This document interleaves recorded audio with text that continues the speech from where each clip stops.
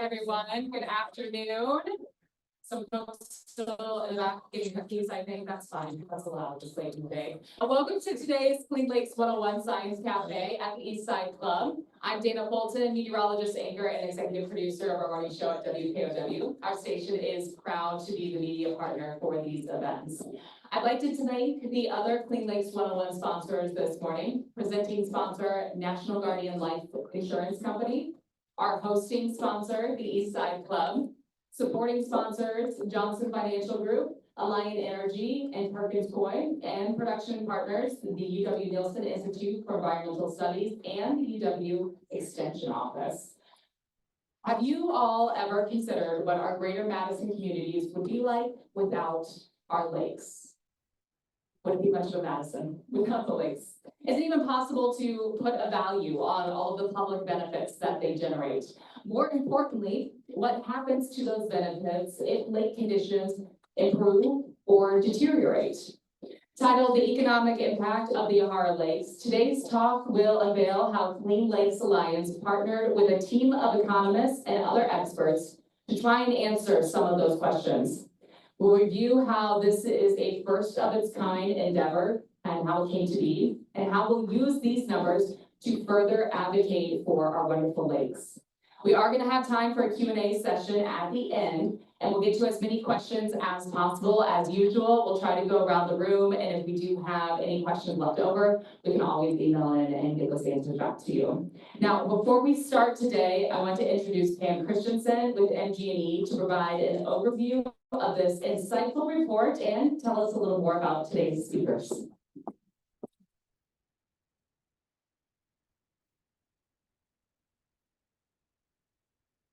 Good morning.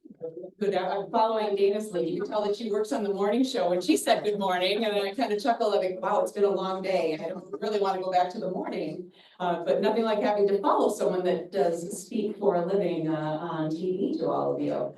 So, as Dana said, I'm Pam Christensen. I'm with Madison Gas and Electric, and I do our community and company relations. And I also have the pleasure of serving on the Clean Lakes Board of Directors and co-chair the Economic Development Policy Advisory Committee. And that was the group. It has now turned into our advocacy committee. But we have been looking at doing this study for a long time. So we're really excited to hear about the lakes all the time. And we finally were able to work with an amazing team that put some numbers behind as it is. So we say they're so valuable to our community. We actually were able to put some numbers behind that to see just how valuable they are. We're excited to share that with you. You guys are getting kind of a sneak peek. This information has been embargoed for a while. So the rest of the world will see it at the breakfast next month. So we're excited to share this with you today. Probably seen Clean Lakes tagline that says healthy waters, thriving community. So this report is going to tell you how thriving our community is because of those lakes. And as you're going to hear today, the health of our lakes is not only an asset for the communities where we live, work, and play, but it's also an integral part of our local economy. I was really happy to do this work with Clean Lakes, to work with the consulting company that you'll hear from in a moment, but we couldn't have done any of this without our sponsors, just like we have sponsors for the events like this for the Clean Lakes 101. We had some great sponsors that helped us put this report together. And so you can see those folks on the screen here. We're really grateful to C.G. Schmidt, Destination Madison, Madison Gas and Electric, the Greater Madison Chamber of Commerce, the Realtors Association South Central Wisconsin, the Wisconsin Realtor Association, and SRF Consulting. So we're going to get into it now and share these findings of the reports and the contributors that we worked with closely to make this happen. So first, you'll hear from Dan Fanoff, and Dan is the Henry C. Taylor Professor of Agriculture and Applied Economics at the University of Wisconsin-Madison. He has a PhD in economics from Iowa State University and an undergraduate degree from St. John's University in Minnesota.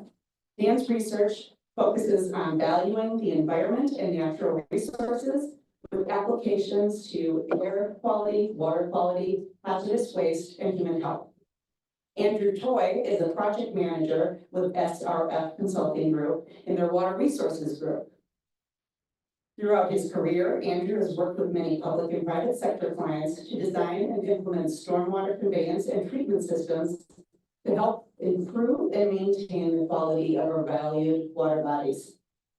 And the last person that you'll hear from today is Dr. Matthew Wyden, who is an Associate Dean of Graduate Business Programs and Professor of Economics at the University of Wisconsin-Whitewater.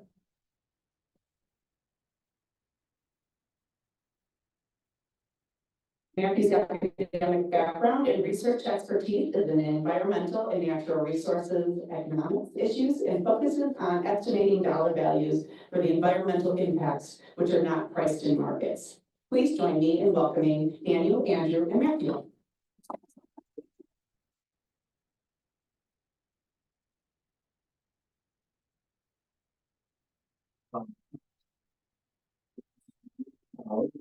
To acknowledge whether it's the work that with us at SRF Consulting Group as a project advisor.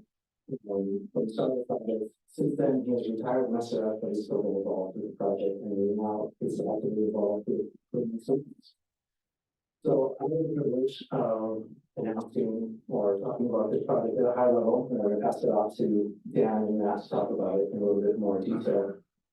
So like Pam mentioned, the purpose of the project here, we want to demonstrate the value of the lakes, but give it a number of costs to just demonstrate how much value it provides to the community. So with Dan and Matt's expertise, we were able to develop an approach that would estimate the economic impact of the water quality on Dane County residents. It is through 3 different mechanisms. First, a property value analysis, a population survey, and a business impact analysis. The property value analysis looked at residential property on the 5 Yahara chain lakes. The population survey involved an intercept survey that surveyed people while they were using the lakes at randomized points throughout the lake season, and also involved a mail put to the web survey that we'll talk about in some more detail. Lastly, there was a business impact analysis that looked at expenditure data and businesses and how the lakes impact spending in the area. So with that, we were able to show 3 different outcomes. We were able to estimate the economic impact on real estate values, estimate residents' value for improved lake quality, and we were able to estimate the economic impact of the lakes from recreational use and retail. So next slide, I'll be able to give a preview of some of the key findings of each of the studies. The property value analysis will be able to show that $1.2 billion worth of value was added to the housing stock from the lakes. The population survey will be able to show that 2.7 million visits were made to the Yahara chain lakes. And the business impact analysis, we're able to show that the lakes contribute $220 million each year to the economy, and all of that leads to just about $36 million in taxes generated annually. With that, I'll pass it over to Dave.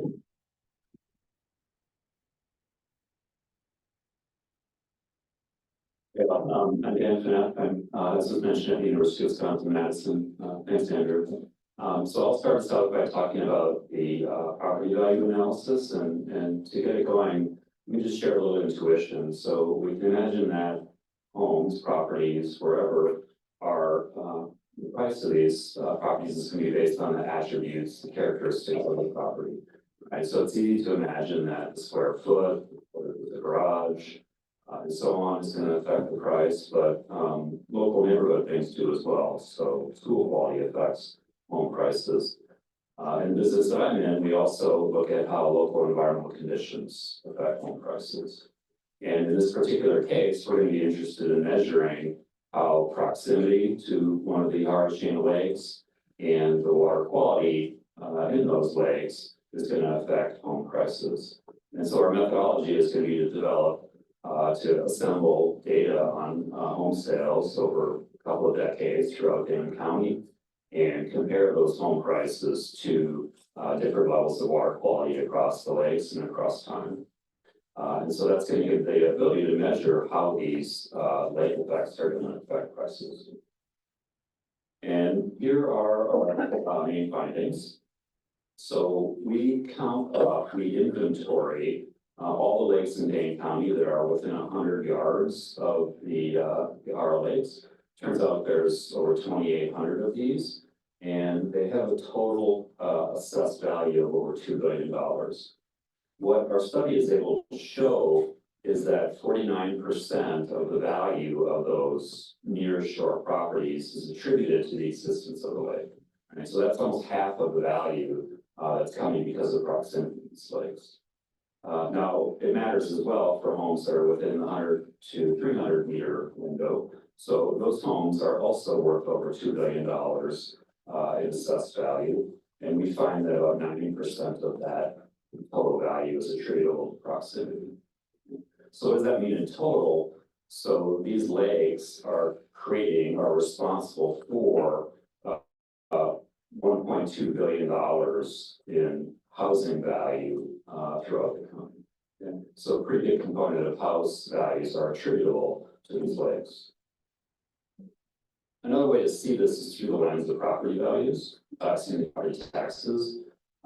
So these values, the housing stock, give rise to the tax base for property taxes. And if you use typical property tax rates throughout Dane County, it turns out that the 1.2 billion that is generated in value contributes about 22.5 million every year in property tax revenue.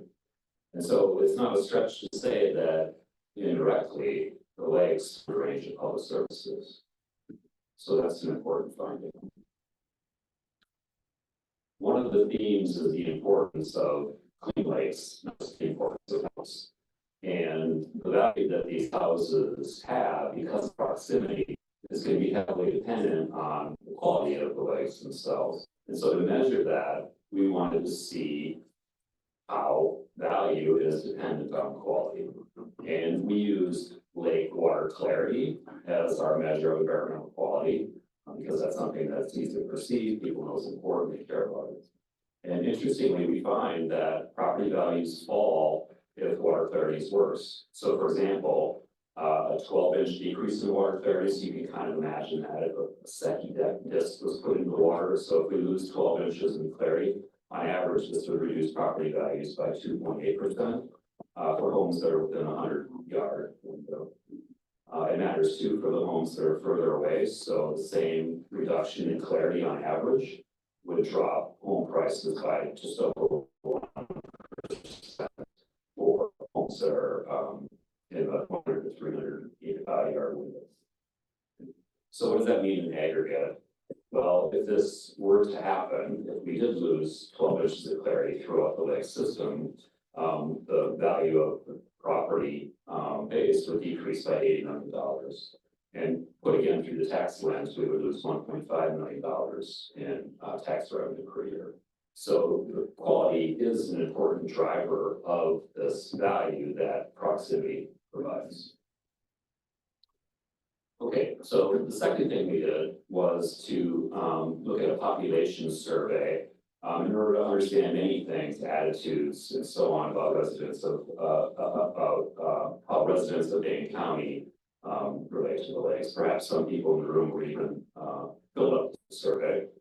So what we did was we worked with the University of Wisconsin Survey Center to obtain about 880 households to complete a survey. We did this by a random mailing and invite to take a web survey. Those of you that have done survey research or heard about survey research, 5 to 10% response rates is considered good in today's day and age. 30% is almost unbelievable. So it really says something about how people in Dane County were interested in telling us about how much they care about lakes. And I think that's an important finding. We also used a commercial vendor to give us a little bit of diversity in the types of responses. And so all told, we had about 1,000 responses. We learned a lot from this survey. I have a couple of highlights here. So 74%, about 3/4 of people in this county visit one of the Yahara Lakes for recreation in a given year. Not surprising, but nonetheless, I think impressive. People care about and use these lakes. The median person, your median household in 2023 took 5 trips to lakes. So not only are we using these, we're going quite often. That's a median. Some people are going dozens and dozens of times, hundreds of times even. And there's a high level of concern about water quality. Yeah, that's you guys. So people use the lakes, they care about them, and it turns out they're very knowledgeable about them.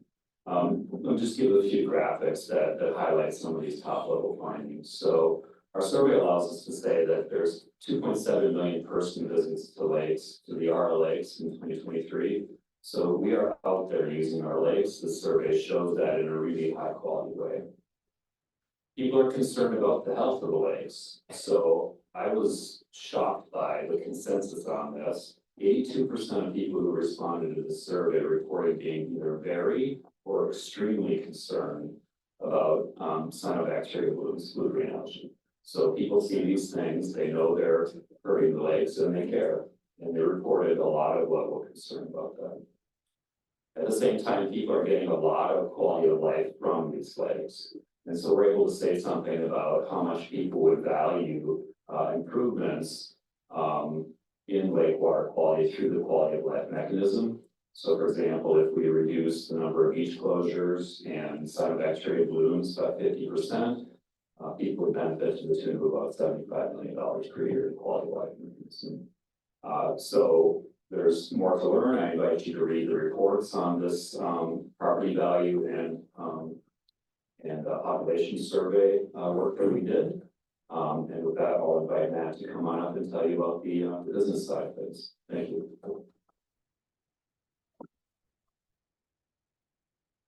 Thanks, Dan. So the value that we can put on the lakes, right, operates along a number of different mechanisms. You know, each one of these is a different kind of form or version of value.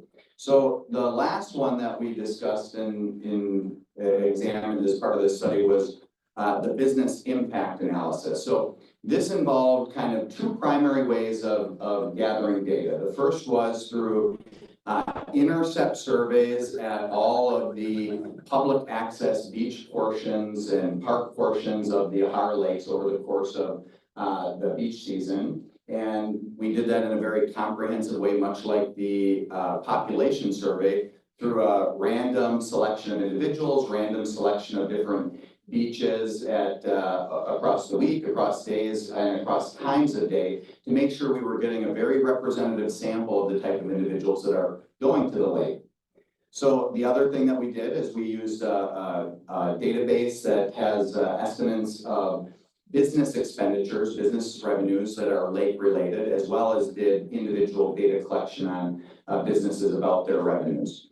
And the goal for all of this was basically to estimate how lake-related spending in Dane County impacts our local economy. So how do we do that? In the intercept survey, we're asking individuals about their expenditures when they're actually visiting the lake. For the businesses, they're lake-related businesses, so we're asking them basically about the economic activity that's involved with their business. And so when we do that, the intercept surveys over the course of the summer, we had, this is actually a picture from one of our wonderful UW-Whitewater surveyors out at the beach. We had, them out with our iPads, and they would be taking survey data from the individuals at the lakes at the different access points. And so we had the over 300 completed randomized intercept surveys. And from that, we could tell that roughly $21.11 is spent on average per visit to the lakes, okay? So now what's really important to understand with this is the wide range that's embedded in an average of this type, right? There are plenty of people, we went on every single one of these special event occasions that were at the lake, like the Ironman events, right? Plenty of people that are coming to the Ironman events are spending well above this amount, right? Because they're investing in hotel stays while they're here. They're investing in many restaurant outings while they're here. But there's plenty of people, such as myself, that might decide I'm just going to take my bicycle down and I'm going to stay out here at Albrook Park, and I may not end up spending anything on the day, right? So there's a wide range of expenditures for individuals that interact with the lake. On average, we found that was $21. For the local businesses, of course, that varied a lot based on the business, and then and we just aggregated that information. So from that sort of information, we know, of course, the average number spent per visit. We know the total number of visits, right, that we were able to estimate from the survey that Dan provided before. We can actually estimate what the direct economic impact in the business community is of the lakes. So the direct impact is kind of those direct expenditures that are occurring by individuals going out, say, to a restaurant or to a hotel, right? They're spending on their food, you know, their restaurant meal, they're spending on their lodging. There's two other types of impacts though, right? Economic impact is kind of like, the way I like to describe it or have people visualize it is, it's like a pebble that's dropped into a pond, right? You got a calm pond, you throw in your initial economic impact in terms of the expenditure, and it creates ripples that actually then flow out into the rest of the economy. So the direct impact is $118 million. That's kind of the direct expenditures that are occurring. The indirect effect is upstream and downstream impacts that are created by the additional, basically, economic activity that the original direct impact creates. So because I go out to a restaurant, right, that restaurant has to stock up on additional supplies, it has to purchase additional inputs, it has to hire additional workers. We can measure those impacts. The induced effect, the last one, is the sort of spending that comes from the workers of those affected businesses. So because a restaurant hired that waiter or waitress, right? That waiter and waitress goes out and what do? They spend money in the economy too. They gotta go to Target, Culver's, you know, they gotta spend money on groceries at Woodman's. And so that's the way that we can measure kind of the aggregate effect of the economic activity that occurs related to the lake. It starts with that initial drop, then it kind of ripples out in these different fashions. Eventually the ripples die out, right? They don't go on forever. So the total effect is the summation of these three different mechanisms, and it's $220 million annually. So it's an ongoing benefit to our communities. So what does that mean in terms of other real impacts, right? Well, we can see the different industries that are supported by lake-related businesses. So the primary industries that are supported in Dane County by this sort of spending are hospitality industries, restaurants, retail, and entertainment. And across all these different businesses, right, Dane County is supporting over 1,800 actually full-time equivalent jobs each year.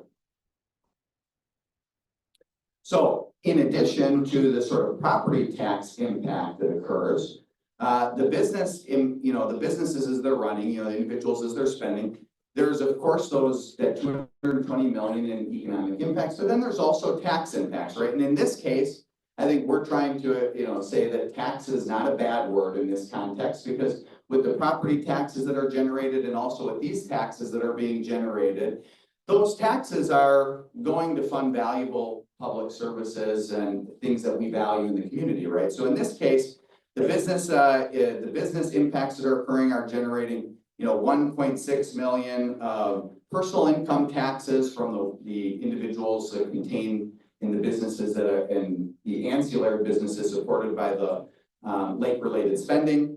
There's $0.7 million that are generated in state income taxes, $6 million generated in other state and local taxes. This is a whole host of things. And 4.9 million generated in local and business taxes. So this in total is 13.5 additional million dollars in taxes that are generated directly related to lake-related businesses or lake-related spending. So we've got the property tax analysis, and then we also have this analysis in total that tells you that the businesses and the individuals, supporting those businesses, the taxes that generates obviously go to support a wide range of different public services. We just pulled up some fun pictures, right, to kind of tell people, it helps support our local, these local services, in Dane County. And so with that, I think the last thing that I would say is, even with this sort of tax revenue generation, it's important to understand that the sort of maintenance costs that go into making sure that our lake water quality stays good. It's still larger than, these sorts of taxes that are being generated. And so there are reasons to still have, public support for making sure we improve water quality and stuff, because clearly the taxes that are generated are not going to just support maintenance of these wonderful assets to our community on their own. So I guess with that, I'll open it up to questions and say thank you for listening to our presentation.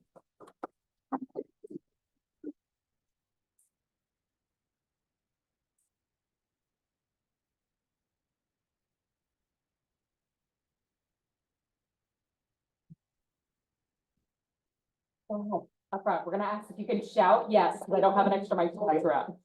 Hello, thank you so much. I think we all understood that this was happening and we're all just so proud to be here and live by our lakes and just so happy about them. My name is Lance. I'm the co-chair of the Friends of Starkweather Creek. And we're very interested in the quality of the water. And I noticed the parameters that you use to kind of measure the effect of that. And I'm wondering, in any of your surveys, any of your discussions, or have you really had people talk about the impact of PFAS? Now, the Friends of Starkweather Creek, to everybody, if you want to go on our website, we did a survey last fall of all the waters in Dane County and see how much PFAS do we now have. And we're going to repeat a survey this summer. But we have extremely high levels in our water and in our fish. And we're concerned, that continues to go on. It's not really being fixed very well. We've got some of the highest levels in the state, right coming out of the airport in the creek, extremely high levels in the fish. So I'm wondering, did you find much awareness or concern about that water quality issue at all, and how that might impact what's going on? Because right now, I've heard the latest is that the health department is going to probably advise people not to eat any fish from Monona on down.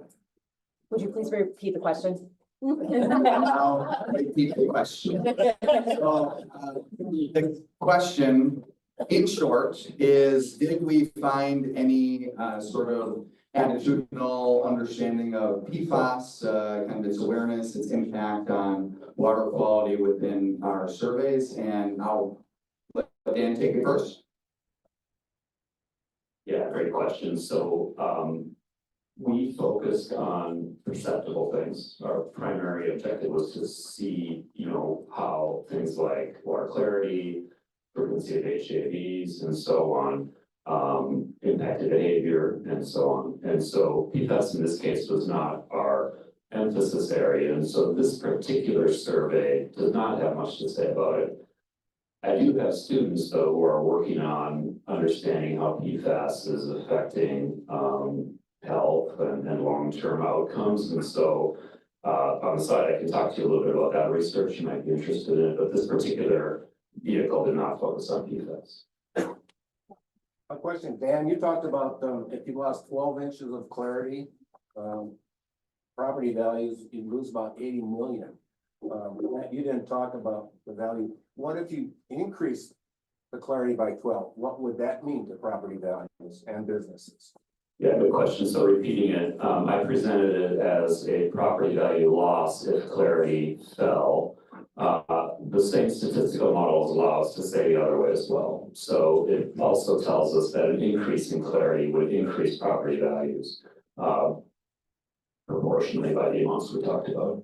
So 12 inches would increase 80 million? Yeah, I mean, remember, we have to stay within kind of the range of historical variations. So yeah, increases in property in clarity will increase property values. Our estimate is a good one.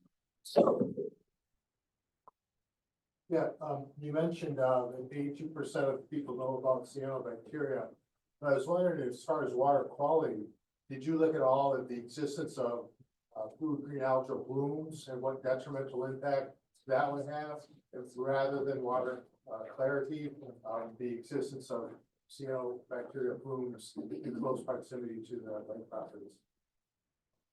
So the question is, did we look at the impact of cyanobacteria more broadly than on just clarity?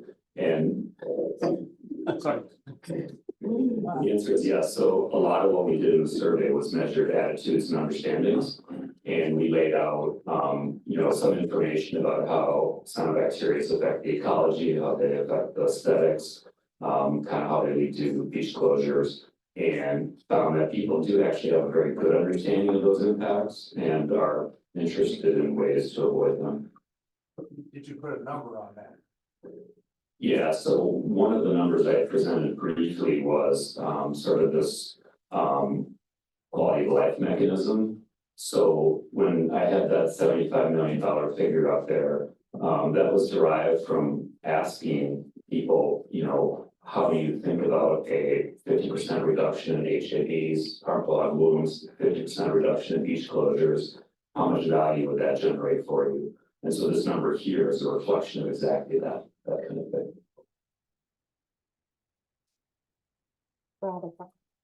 I'm curious, the beach intercepts you were talking about, rather, did you do any boat ramp kind of stuff? Oh, yes.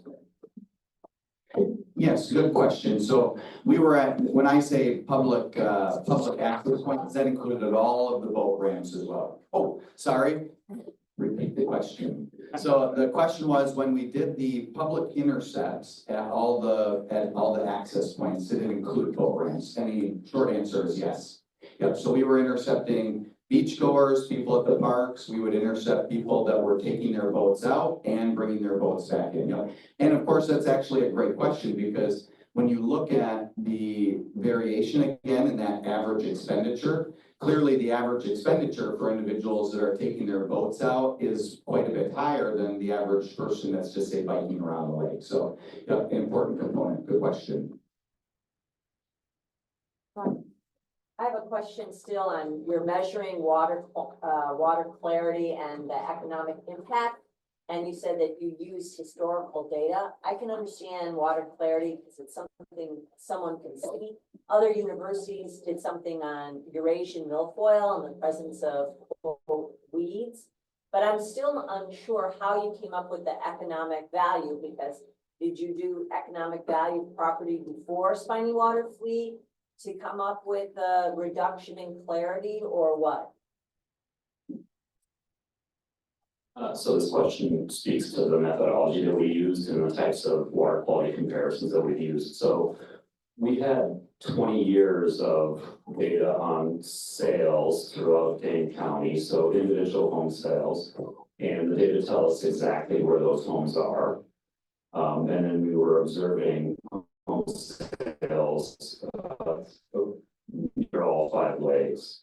And so over 20 years and across 5 lakes, there's a lot of different clarity conditions that materialize year over year.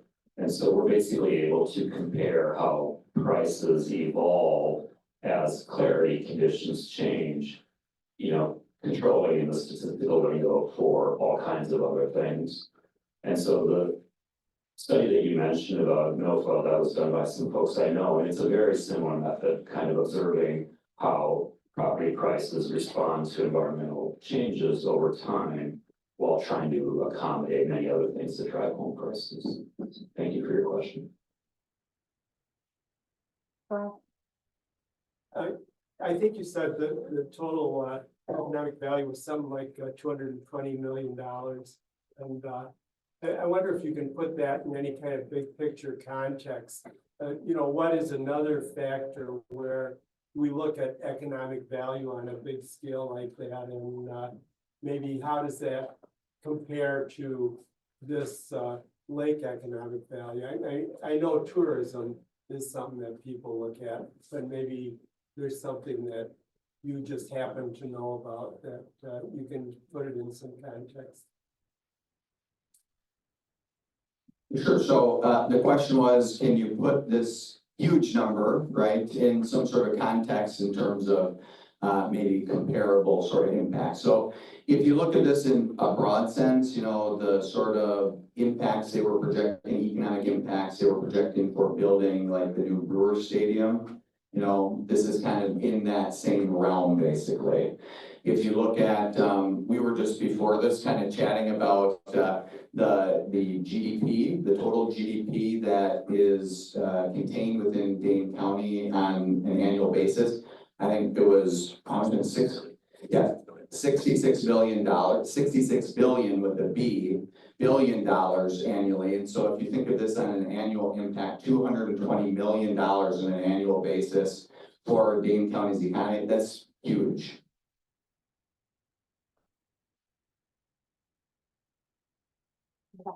I'm just wondering on your methodology, you were talking about intercepts with boat launches.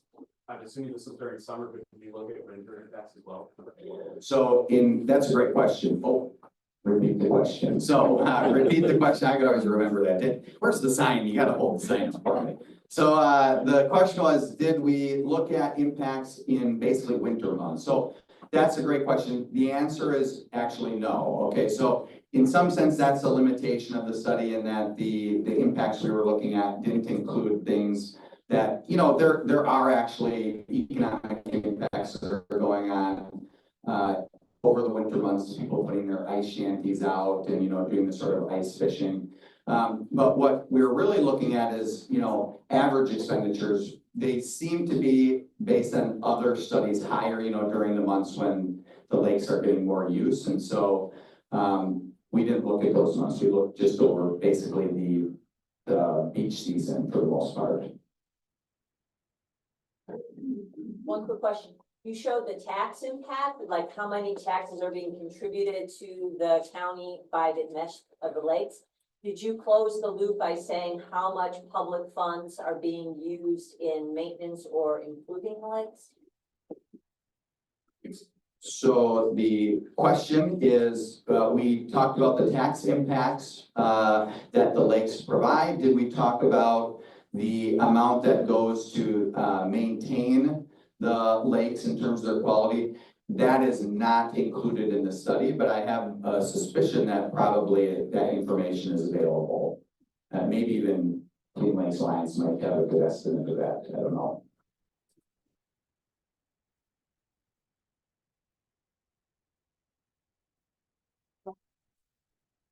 Talk a little bit about that this is not just the houses on the lake, but maybe also ones across the street, about that 100 yards and that to the over 100 to 300 yards.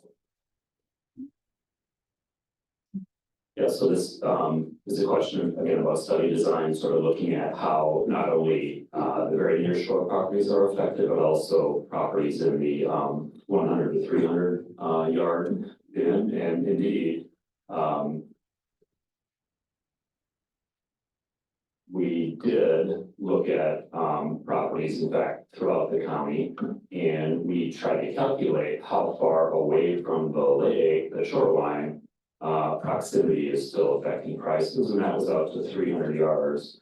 So that's not small. So that would be, you know, 1 or 2 house rows over. So proximity is being enjoyed. Proximity premia are being enjoyed by homes not only on the waterfront, but also back from the water where, you know, viewing may be possible. You can see too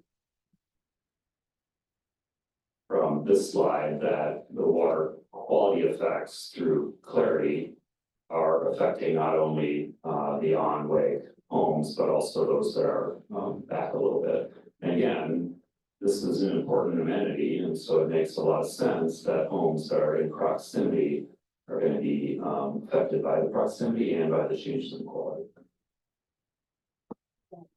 So then wouldn't the same impact relate to the properties on the Yahara River, the different pieces all the way down? Same thing? The question is, wouldn't they relate on the Yahara River? And yeah, the answer to that is yes, in principle. These kinds of studies are more difficult to carry out on the river stretches, which end up being a smaller proportion of the overall property stock. And so, you know, we think we do a pretty good job at focusing on the lakes, but most definitely those river houses would also be impacted.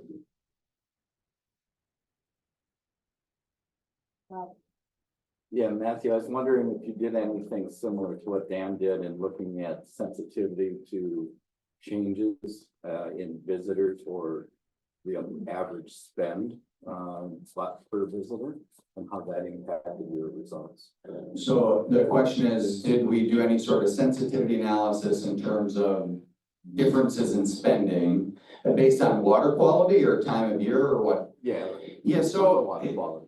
Yeah, so we didn't do that directly with the intercept surveys. I mean, the sample size is fair. I mean, it's good for averaging out over across the entire summer, but it's a little bit difficult to do that because of the water, you know, just having a few people say each time we go out on a given day, you know, I mean, that's kind of difficult to do. I mean, we definitely have sensitivity measures on all the basic sort of sociodemographic information, and we do have sensitivity measures on expenditures across, say, for example, the special event days, like the, you know, I mean, we can isolate, well, this is how much the average people at Ironman were spending versus just a local park door, but we did not equate that to water quality on those visit days. I mean, I think in all reality, if we want to, I think we could, because we have the date information included, and we could probably go back and look at the water quality information at each of the beaches, but we didn't do it.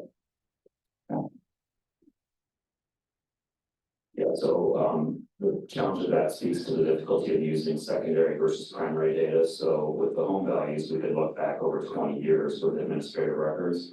This type of use data is rare because you actually have to go out and gather it. So something that would be super valuable is if we had mechanisms to gather similar data year over year, so we can track these trends over time, but that goes beyond the scope of this project and this organization.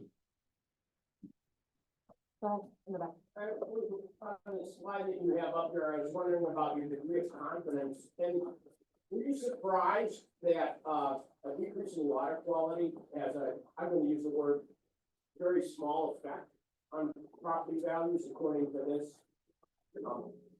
Yeah, so the question was, were we surprised by the magnitude of these estimates? And the question being that they seem small.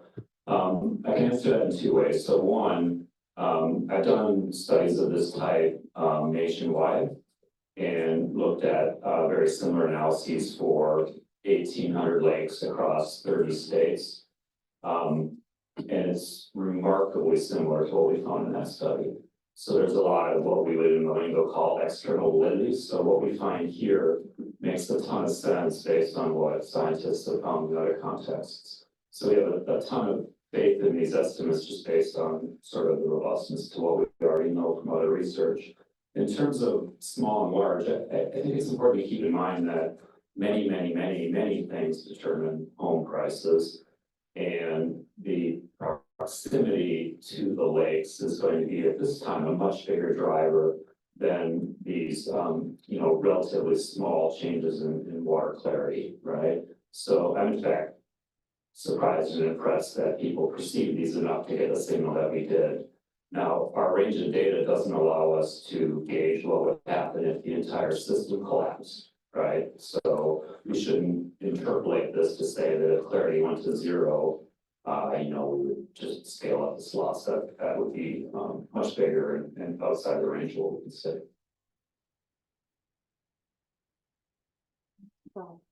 Were survey participants asked any willingness to pay questions around the achievable increase in water, in this case, water clarity? So a function or range around that? So the question is, were survey respondents asked willingness to pay questions around different changes in water quality? And yes, indeed, they were. So a core of the population survey was to present to people plausible changes in lake water quality as described by changes in the frequency of cyanobacteria blooms and the frequency of beach closures. And we were able to solicit, you know, how much people would be willing to pay for those improvements. And it's based on that kind of questioning that gives rise to the top line $75 million result here.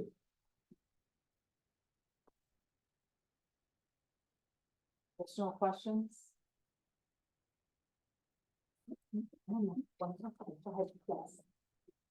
A little off topic because it's not directly about your survey, so I'm waiting for some question stop. But I'm hoping to get an opinion out of you. The Rains Act, says that the DNR can only promulgate a new, water quality standard if the cost is less than $10 million. They say nothing about the benefits. And I'm curious as to what you would have to say about that approach to evaluating the standard.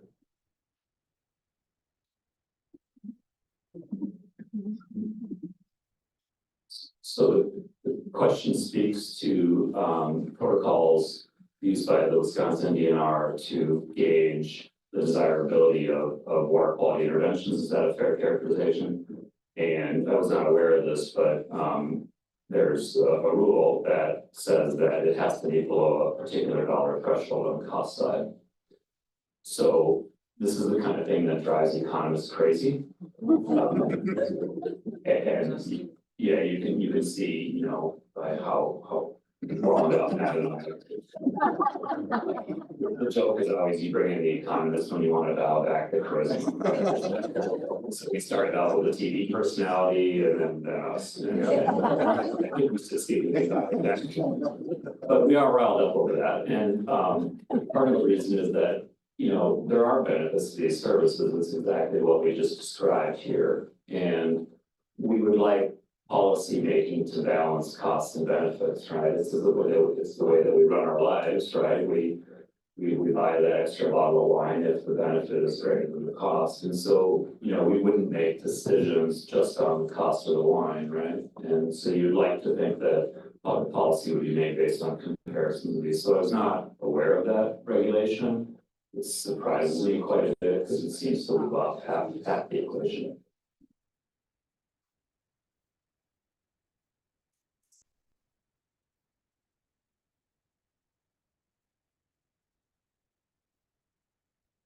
Well, thank you so much, Dan. And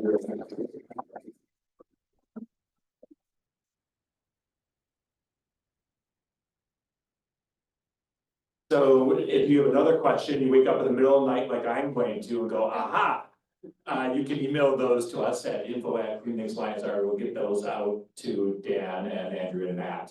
So we'll continue the conversation on the economic impact of the lakes when you're waking up at night like I do. Also, you know, there's some really great key takeaways from this, I think, is, you know, the lakes are not just an economic benefit, but there's a spiritual benefit, there's a quality of life benefit to all of us. But I think when you look at the lakes and it's provided over the last decade, $2.2 billion, and on the average, 2.7 million people go to lakes every year. I mean, everybody's going to lakes a couple times a year who live in Dane County. That's huge. I think it shows how intricate they are to our quality of life, whether you're driving by, you're swimming, you're doing an Ironman like one of our board members. You know, they really are part of our life. So this is just one small portion of why Clean Lakes Alliance advocate for lakes is the economic benefit. Also, the entire presentation will be on our website tomorrow. Thank you, Karen, for making that all happen. And also this was recorded today, so it'll be in our YouTube channel. Be sure to join us at the community breakfast coming up on Tuesday, May 13th. As a great way, we'll be releasing the State of the Lakes report. Our staff, led by Paul Dearlove, does an annual report on the lakes that's down and everything that's going on in the lakes, water quality, PFAS, salt, is a great thing that we do on behalf of the community. Also, if you want to be one of those 2.7 million people that enjoy the lakes every year, there's Move the Lake coming up.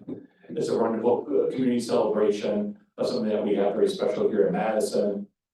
We also have other events coming up throughout the year, like these 101s.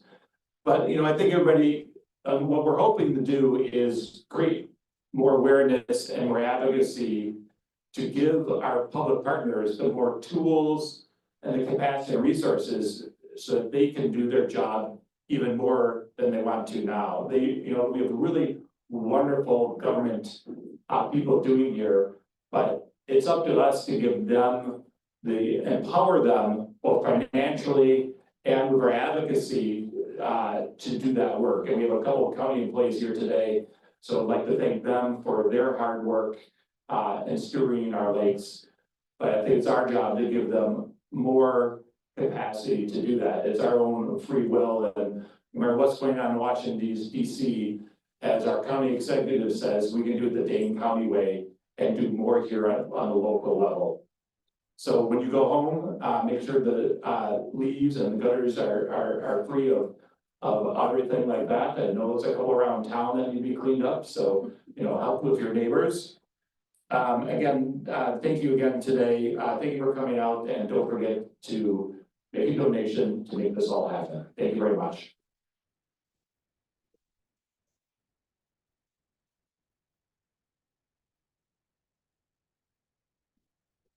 Can I get a slide back up there so I can get a picture with the names? We get a photo of that, so I can post it. Well, some